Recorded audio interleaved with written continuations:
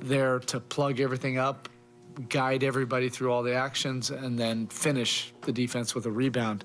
Offensively, because, you know, we had some firepower out of the game, we were running basically every action through him, whether it was at the top or at the elbows or in the post, and we needed him to be a point guard from those positions.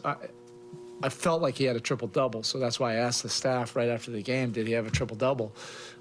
Because his playmaking was elite and essential. I don't think we would have generated enough points in this game if he didn't really help, you know, create some advantages with his vision and his passing and doing it from those different regions, you know, I just mentioned. I don't want to take for granted that it actually feels normal now for Bam to kind of take over a game down the stretch as opposed to 4 or 5 years ago.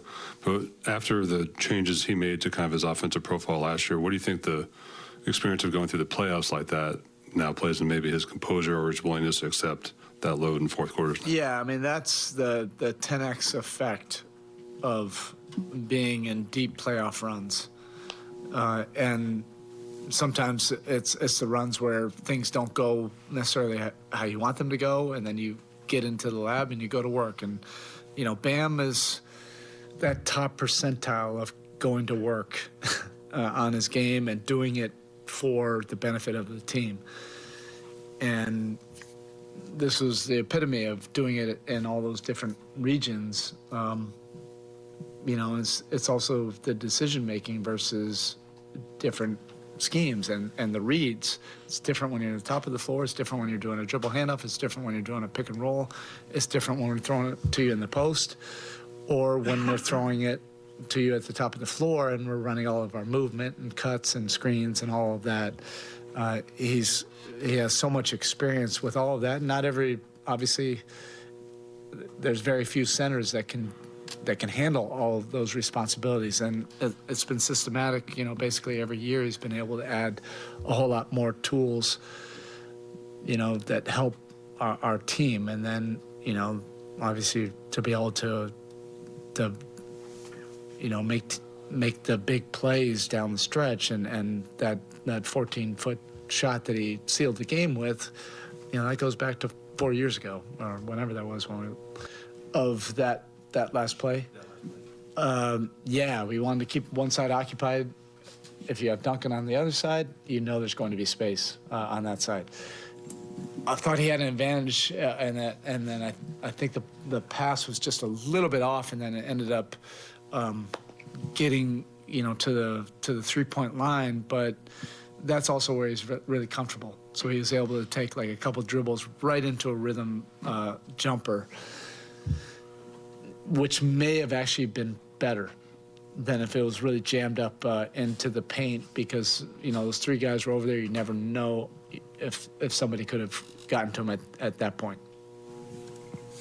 Coach, in this part of the season, reaching the middle of the season, how you keep the players motivated and focused, especially those are begin to feel physical and mentally fatigued? No, our guys aren't mentally fatigued at all. You know, this is what they live for. This competition and fighting and grappling in the standings. And also, the majority of the guys are fresh because we've had a lot of moving parts and guys in and out of the lineups. Guys have had their time off when they've been out. So they want to play. Guys like Caleb, he wants to gobble up any minute of this type of environment that he can right now. And, you know, the underlying benefit of all this is, without anybody having to talk about, is nobody's taking any of this for granted.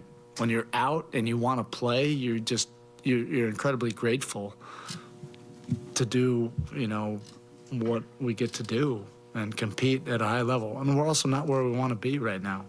You know, we were 7th before this game. I don't know where we are right now, but it's not where we want to be. 7.8 seconds left, up by 3. I guess Jimmy didn't make the call on this one. What were your thoughts? I talked about it. You know, it was a free throw. Quinny and I were discussing it, and, you know, without Jimmy and Kyle out there, we just didn't feel comfortable making that call because, you know, that's a valid point. With under 8 seconds, they had no more timeouts. I just didn't trust it. And I felt like we could get it to their three-point shooters with that lineup. We could switch and take away any kind of rhythm shot where there might be an advantage from a scramble. Just to follow that up,